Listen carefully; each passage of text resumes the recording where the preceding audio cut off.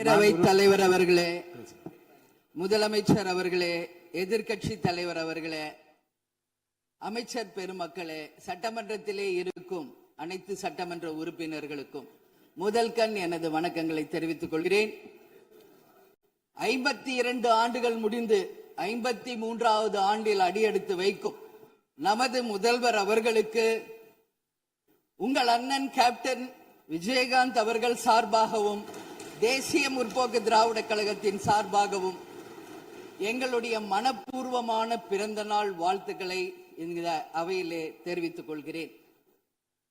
இன்றைக்கு நாம சட்டசபையில பேசுகின்ற உரை ஒன்று மேகதாது அணை பற்றியும் ஆளுநருடைய உரையை பற்றியுமான டிஸ்கஷன்.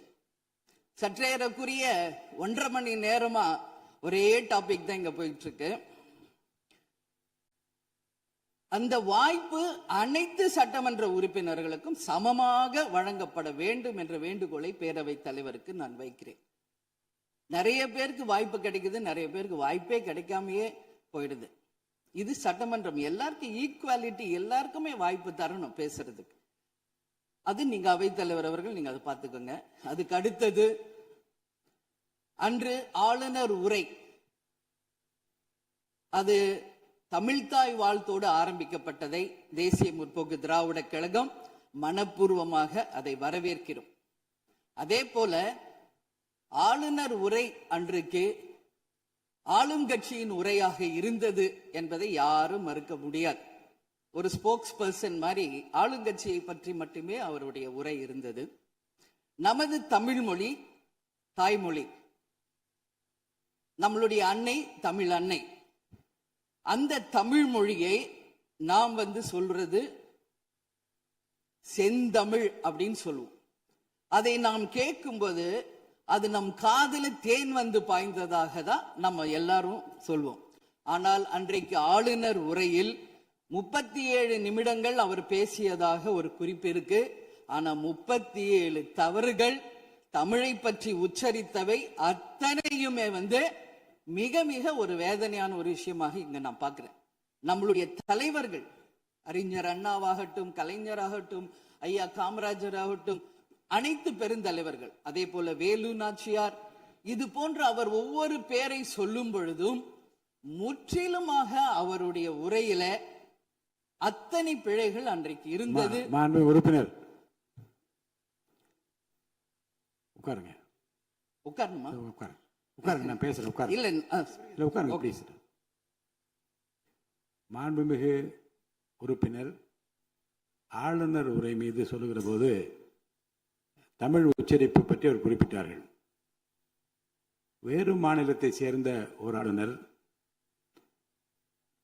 அரசின் சார்பில் இங்கே தன்னுடைய உரையை அவைக்கு படிக்க வந்தபோது புதிதாக தமிழகத்தில் வந்திருக்கிற வேறு மாநிலத்தை சேர்ந்த நம்முடைய ஆளுநர் முதலில் எல்லா தலைவருடைய பெயரையும் உச்சரிக்க முயன்றதை நாம் முதல்ல பாராட்ட கற்றுக்கொள்ள வேண்டும்.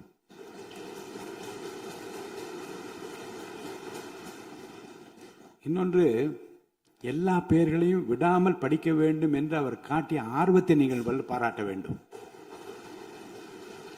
இன்னொன்று நான் உங்களுக்கு சொல்லுகிறேன், தமிழை கற்றுக்கொள்ள வேண்டும் என்பதில் நம்முடைய மாண்புமிகு ஆளுநர் அவர்கள் ரொம்ப அக்கறையாக இருக்கின்றார் என்பதை நான் அவரை நேரிலே சென்று ஆளுநர் உரைக்கு உரையாற்ற நீங்கள் வர வேண்டும் என்று அழைப்பு விடுக்க சென்றபோது தமிழ்நாட்டில் இருக்கக்கூடிய வரலாற்று சிலவற்றை நான் படித்துக் கொண்டிருக்கிறேன் ஆங்கிலத்தில்.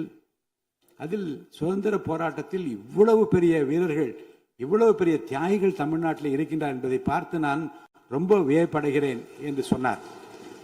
அப்புறம் இன்னொன்று சொன்னார், தமிழில் வந்தவுடனே நான் வணக்கம் என்று சொல்ல கற்றுக்கொண்டேன் என்று சொன்னார்.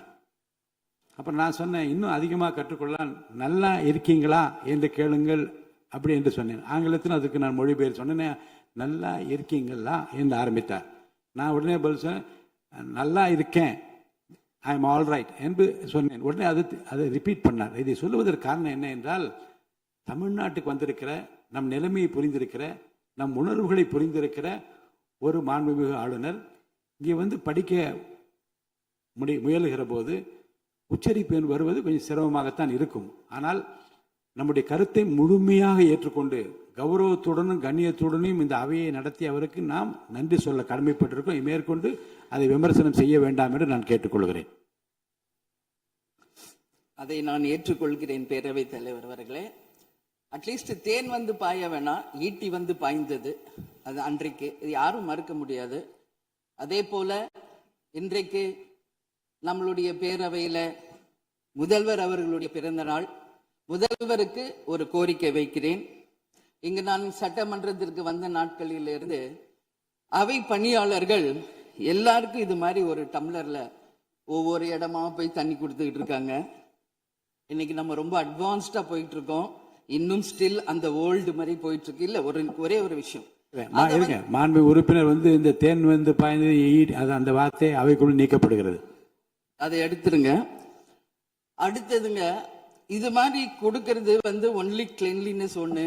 அவை பணியாளர்களுக்கு நிறைய வேலை இருக்கு. ஒவ்வொரு டேபிளா அவங்க தவழ்ந்து வந்து கொடுக்கறது நமக்கே பார்க்கறதுக்கு ஒரு மாதிரி இருக்கு. ஸோ சிஎம்க்கு ஒரு ரெக்வெஸ்ட், பெட் பாட்டில்ஸ்ல ஒவ்வொரு டேபிள்லயுமே பாட்டில்ஸ் நீங்க வந்து குடி தண்ணீர் வச்சிடலாம். குடிச்சிட்டு அவங்கவுங்க இடத்துல அவங்கவுங்க வச்சிட போறாங்க. இதனால கவர்மெண்ட்டுக்கு எக்ஸ்ட்ரா செலவும் ஒன்றும் வரப்போறது இல்லை. அவங்கவுங்க இடத்துல வச்சிடலாம் அப்படின்ற என் கருத்தை நான் சொல்றேன். ஏன்னா இது வந்து டம்ளர்ல கொடுக்கறதும் அது மறுபடியும் கேட்கறதும் அவங்க வருவதும் அவங்களுக்கு நிறைய பணிகள். அது பதில் ஒவ்வொரு சீட்ல ஒரு பெட் பாட்டில்ஸ் மாதிரி கண்ணாடி பாட்டில்ல வாட்டர் வச்சுட்டா அவங்களுக்கு தேவைக்கு எடுத்துட்டு கொடுத்துடலாம். ஸோ இது பிறந்த நாள்ல வந்து முதலமைச்சருக்கு ஒரு கோரிக்கை வைக்கிறேன்.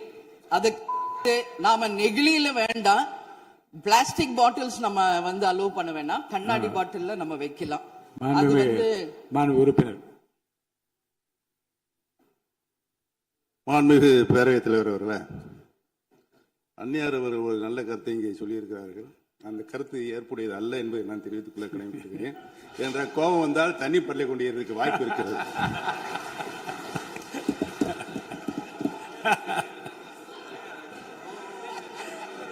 உறுப்பினர் பேசலாம். இப்போ தண்ணி பாட்டில் தான் வீசணும்னு கிடையாது, டம்ளர்ல கூட வீசி அடிக்கலாம். உறுப்பினர் ஒரு நிமிஷம். தலைவர் அவர்களே, நம்முடைய மாண்புமிகு முன்னாள் முதலமைச்சர் அண்ணன் ஓபிஎஸ் அவர்கள் ஒரு நிலையை குறிப்பிட்டு அதை எரிவதற்கான தண்ணி பாட்டில் எரிவதற்கான வாய்ப்பு இருக்கிறது சொன்னார்கள். ஒருவேளை அவருடைய தனிப்பட்ட அனுபவத்தின் காரணமாக அதை அவர் நீங்க குறிப்பிடுறாரா என்பதை நான் அறிய விரும்புகிறேன். மாண்புமிகு உறுப்பினர், ஏன்னா காலையில இருந்து ரொம்ப காரசாரமாவே போயிட்டு இருந்துச்சு. அதனால ஒரு ஹாப்பியா நம்மளுடைய முதல்வர் பிறந்த நாள்ல எல்லாரும் சந்தோஷமா இன்னைக்கு நம்ம அவையை செய்வோம். சோ பாட்டில் தான் வீசணும்ன்றது இல்ல, வன்முறைக்கு வேண்டும் என்றால் இங்க எவ்வளவோ இருக்கு, எது வேணாலும் வீசலாம். பட் நம்ம எண்ணம் அது கிடையாது. நிச்சயமாக தண்ணீர் என்றாலே பிரச்சனை தான் போல இருக்கு. அது காவேரி தண்ணீரா இருந்தாலும் டாஸ்மாக் தண்ணீரா இருந்தாலும் அது ஒரு பிரச்சனையா தான் இன்னைக்கு மக்கள்கிட்ட இருக்கு. உறுதியாக காவேரியிலும் சரி மேகதாதுலும் தமிழ்நாடு சட்டமன்ற உறுப்பினர் மட்டும் இல்ல, யாரும் அதற்காக விட்டு கொடுக்க போவதில்லை என்பது உறுதி. இன்னைக்கு நம்ம முதல்வர் அவரும் புதிதாக முதல்வராக இருக்கிறார். கர்நாடகா முதல்வரும் முதல் முறை முதல்வராக வந்திருக்கிறார். கேரள முதல்வரும் முதல் முறை முதல்வராக வந்திருக்கிறார்கள். சோ 3 முதலமைச்சர்களும் ஒன்று நட்பு ரீதியாக பேசி இந்த பிரச்சனைக்கு தீர்வு காணலாம். அப்படி இல்லை என்றால் அவங்க சொல்றது கேட்கலன்னா பக்காவா நம்ம வந்து சட்ட ரீதியாக ரொம்ப ரொம்ப பழமையான ஒரு விஷயத்தை அன்னைக்கு நான் சொன்ன மாதிரி பேசிக்கிட்டே தான் இருக்கிறோம். இது வந்து முழுமையாக தீர்வு அடைய வேண்டும்ன்றதா எல்லாருடைய கருத்து. இன்னைக்கு நம்மளுக்குள்ள வாதங்கள் பிரதிவாதங்கள் டிஸ்கஷன்ஸ் இங்கு வந்தாலும் இது நிரந்தரமாக தீர்க்கப்பட வேண்டும் என்பதில் யாருக்கும் மாற்று கருத்து இல்லை. இப்ப 2026 இருக்கும், 3026 வரைக்கும் இது கண்டினியூ ஆகக்கூடாது, இன்னொரு 100 ஆண்டு காலத்திற்கு என்பதுதான் எல்லோருடைய எண்ணம். சோ அது நடக்கணும். அது மட்டும் கிடையாது, இன்றைக்கு நேற்று நடந்த ஒரு விஷயம் தமிழ்நாட்டில். நேற்று நான் நேரடியாக சென்று பாதிக்கப்பட்டவங்களை பார்த்தேன். Yesterday was a black day for Tamil Nadu. Sunday black சண்டேவாக நேற்று இருந்தது. இதுவரைக்கும் தமிழகம் காணாத ஒரு பேர் விபத்து அது. இன்னைக்கு பேரிடர் வந்து எவ்வளோ பிரச்சனைகள் இருந்தாலும் ஒரு அமோனியா தாக்குதல்ல இத்தனை பேர் பாதித்தது தமிழக வரலாற்றில் முதல் முறை. அனைவரும் வடநாட்டைச் சேர்ந்த பெண்கள், 20 வயசுல இருந்து 25 வயசுக்குள்ள இருக்கிற இளம் பெண்கள். அவங்கள நேரா பார்க்கும்போது மிக மிக மனசுக்கு கஷ்டமாக இருந்தது. என்ன ஃபேஸ்ல பாக்குறோம், உதடு, காது, மூக்கு எல்லாம் ப்ளீட் ஆயிட்டே இருக்கு. அப்போ டாக்டர்ஸ் அங்க எக்ஸ்பிளைன் பண்ணாங்க, இங்க வெளியே நம்ம என்ன பாக்குறோமோ அதுதான் இன்னர், அதாவது லங்ஸ். இதை பற்றி ரொம்ப விரிவான விளக்கத்தை எல்லாம் அமைச்சர் அளிச்சுட்டாங்க. இதை சுருக்கமா அதை நான் பார்த்தேன், சரியானதுதான். நீங்க மேற்கொண்டு அதை பற்றி பேச ஆளுநர் உரைக்கு நன்றி தெரிவிக்கிற கருத்துக்கு வந்துருங்க நீங்க. கண்டிப்பாக. அதனால நான் நினைச்சேன் இன்னைக்கு ஒரு நிமிஷம் அவங்களுக்காக நம்ம மௌன அஞ்சலி செலுத்துவோம் என்று நான் எதிர்பார்த்தேன். இருந்தாலும் பரவாயில்லை. சோ அவங்களுக்கு நான் நேத்தே சொன்னபடி முதலமைச்சர் அவர்கள் 2 லட்சம் ரூபாய் கொடுத்திருக்கார். உடனே அமைச்சர்கள் போய் பார்த்தாங்க. அதெல்லாம் பாராட்டுக்குரிய விஷயம். ஆனாலும் ஏழ்மை குடும்பத்தில இருந்து வந்திருக்காங்க. சோ கன்சிடர் பண்ணணும்னு சொல்லி நான் கேட்டுக்கிறேன். உரிய சிகிச்சை தரப்படுகிறது. அவங்க பிழைப்பது நிச்சயம் கடவுள் கையில இருக்கிறது. சோ எல்லாரும் அவங்களுக்காக ப்ரே பண்ணுவோம் சொல்லி இந்த நேரத்தில் நான் கேட்டுக்கொள்கிறேன். ஒரு பெண்ணா அந்த பெண்களை பார்க்கும்போது என்னால் அதை ஏற்றுக்கொள்ள முடியலை. அதனாலதான் சபையில் அதை நான் பேசுகிறேன். அதே போல இன்னைக்கு முதல் முறையாக மற்ற சப்ஜெக்ட் எல்லாம் பேசிட்டு இருக்கேன்.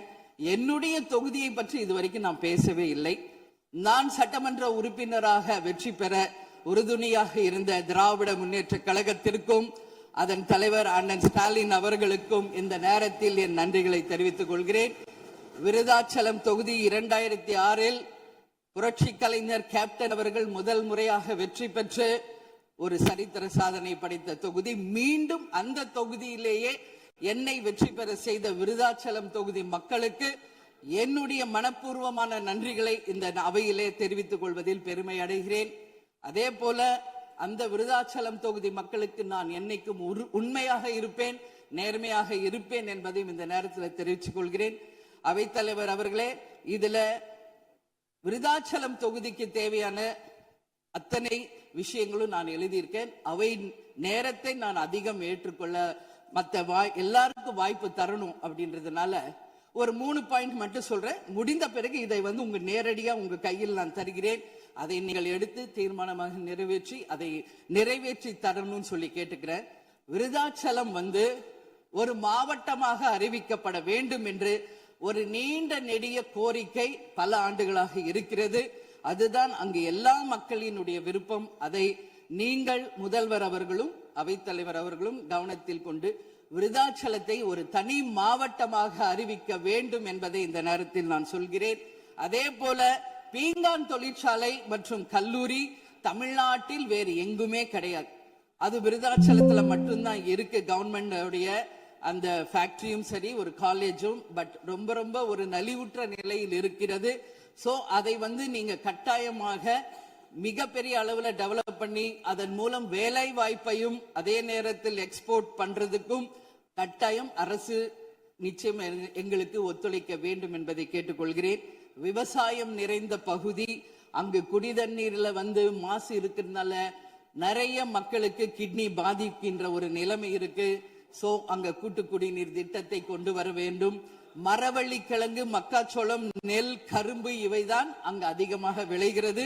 சோ விவசாயிகளுக்கு முழு கடன் தள்ளுபடி செய்து விவசாயிகளுக்கு எல்லா விதத்திலும் இந்த அரசு உறுதுணையாக இருக்கணும் சொல்லி நான் கேட்டுக்கிறேன். அதே போல டெல்டா பிரச்சனை மட்டும் கிடையாது, இது தமிழ்நாடு பிரச்சனை. நம்மளுடைய நீர் ஆதாரம் எல்லாருக்கும் கிடைக்க வேண்டும் என்றும் கூறி இது அவை முடிந்தவுடன் இதை உங்களிடம் சமர்ப்பிப்பேன். இதை நீங்கள் ஏற்று இதை கட்டாயம் நிறைவேற்றி தர வேண்டும் தொகுதிக்காக என்று கேட்டுக்கொண்டு, எல்லாருக்குமே இந்த நேரத்தில் இந்த அவையில் பேச வாய்ப்பு கொடுத்த அவைத்தலைவர் அவர்களுக்கும் இன்று பிறந்தநாள் காணும் முதல்வர் அவர்களுக்கும் என் நன்றிகளை தெரிவித்துக் கொண்டு அமர்கிறேன். நன்றி, வணக்கம். மாண்புமிகு